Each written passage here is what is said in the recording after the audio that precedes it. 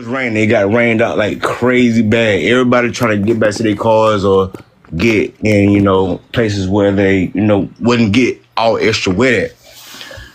Dude was sitting up under the tent, right? He was on his phone, right? My daughters was up under the same goddamn tent. Yeah.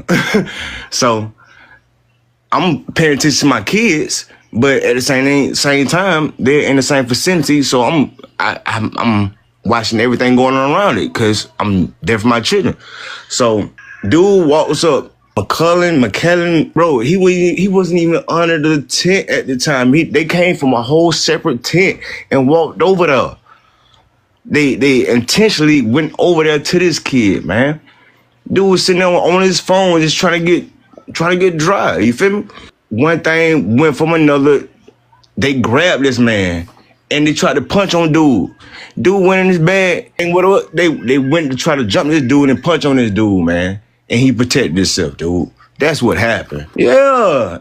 It wasn't just one. It was both of them, bro. Austin, that dude that got unalive, and his brother physically went over there to intentionally. It's not to the point that he brought a knife. For one, it wasn't on school property. The school is at least 5 to 10 miles away. It was community track meet, bruh. It wasn't a school track meet. So he had the right to have a knife on his person, bro. And look, I'm going to say it again. Rest in peace to that young man, 17 years old. He had so much life to live. But on this channel, we hold racist Caucasian people accountable. And to the good Caucasian people, thank you for understanding and not being evil. And see, it all makes sense. I see why this family was going on every news outlet to tell their side of the story first. But don't worry, we'll get into that audio clip later on in this video.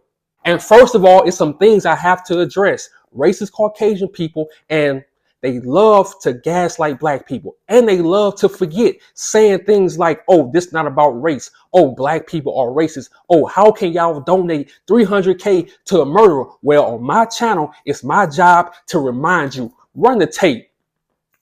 In a 2-hour taped confession with FBI agents, Roof explained why he chose Charleston's historic Emmanuel AME Church. Is that why you chose that church? Oh, yes. Because you were looking for African Americans. Right.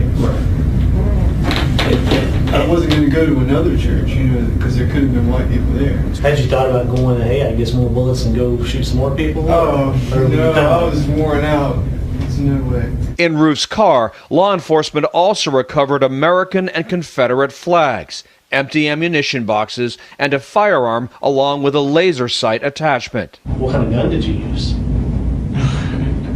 A Glock 45. Okay. Roof allegedly bought that weapon at Shooter's Choice in West Columbia, South Carolina. The gun store's manager testified in court on Monday that Roof cleared the required 3-day federal background check to receive the handgun. He says Roof bought it and 5 magazines on April 16, 2015, nearly 2 months before the shooting. Are you glad you did it? Well, I wouldn't say I'm glad I did it, but I've done it. So. You said it was something you had to do? Yeah, I had to do it. The Shooter's Choice gun store was ultimately notified by the federal government not to sell a gun to Roof because of a previous drug arrest, but that notification came 12 days after the shootings. Nora, the government should wrap up its case this week. All right. And guess what happened when police finally arrested Dylan Roof? They took him to Burger King after unaliving 9 innocent people. They drove him to Burger King. Make that make sense. But this really the cold part. Check this out. On June 25th, 2015, the website Newswatch 33 published an article titled Charleston Church Shooter Dylan Roof Receives $4 million in donations from supporters. According to that article, a group called Citizens for White Rights somehow managed to quietly drum up the exorbitant sum of $4 million in donations for an accused racially motivated mass shooter in just over a week without any other media outlets taking notice. And again, the same people calling us racist donated $4 million in just a week to a person that unalived 9 innocent people. Make it make sense. And look, he wasn't the only one. There's more. Check this out.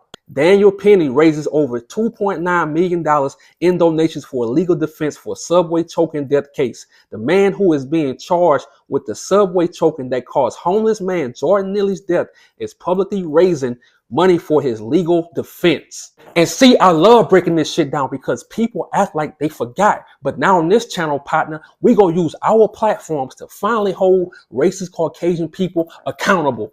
Now let's get back to that audio clip. Matter of fact, run the tape again. It was raining. They got rained out like crazy bad. Everybody trying to get back to their cars or get in, places where they, wouldn't get all extra wet at. Dude was sitting up under the tent, right? He was on his phone, right? My daughters was up under the same goddamn tent. Yeah. So I'm paying attention to my kids, but at the same time, they're in the same vicinity. So I'm watching everything going on around it because I'm there for my children. So dude walks up, McKellen, bro, he wasn't even under the tent at the time. They came from a whole separate tent and walked over there. They intentionally went over there to this kid, man. Dude was sitting there on his phone just trying to get dry. You feel me? One thing went from another. They grabbed this man and they tried to punch on dude. Dude went in his bag and whatever. They went to try to jump this dude and punch on this dude, man. And he protected himself, dude. That's what happened. Yeah. It wasn't just one. It was both of them, bro. Austin, that dude that got unalive, and his brother physically went over there to intentionally. It's not to the point that he brought a knife. For one, it wasn't on school property. The school is at least 5 to 10 miles away. It was community track meet, bruh. It wasn't a school track meet. So he had the right to have a knife on his person, bro.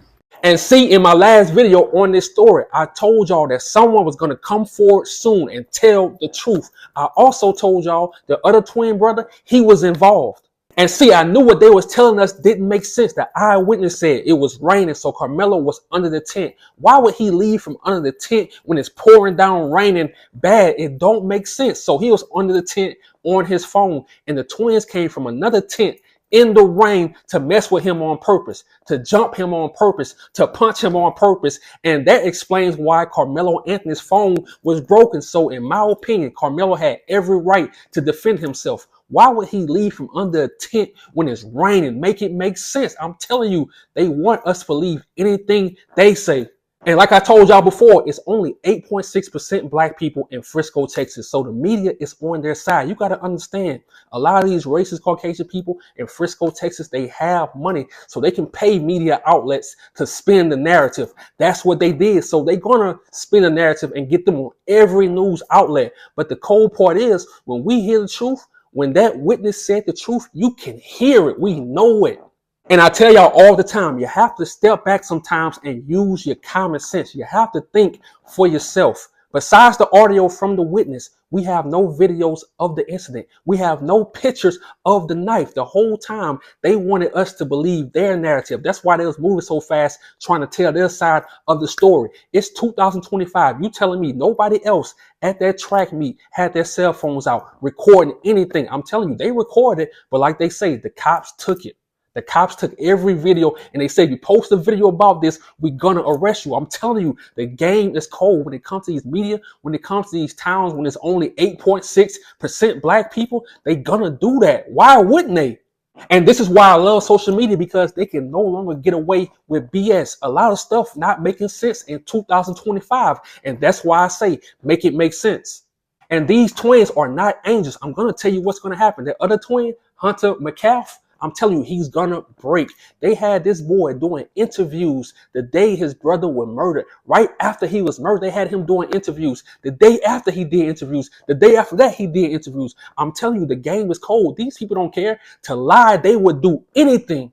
They had that boy doing interviews and he's in shock, and their guilt is eating him alive because he know him and his brother, they started the whole incident. But I told y'all, when it comes to racist Caucasian people, they love attacking our people and then crying wolf. But in the words of The Weeknd, save those tears for another day.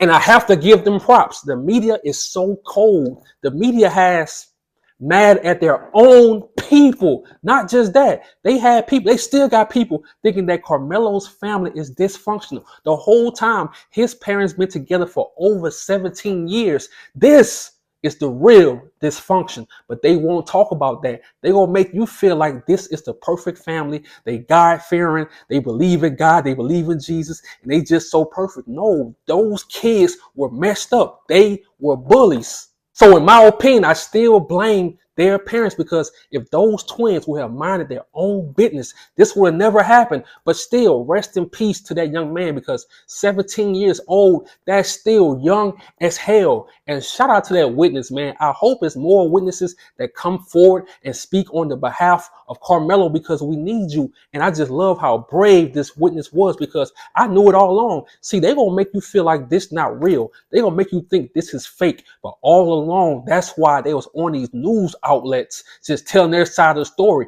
That's why. When the last time you saw a murder happening one day and hours later you trying to tell everything that happened? I'm telling you, that's a liar. That's a bully. And Hunter Metcalf, he's in shock. He's going to be in guilt for the rest of his life, because he knew him and his brother started that whole altercation. So free Carmelo Anthony, and to his family, my heart goes out to you, and I will continue to support y'all. I'm out.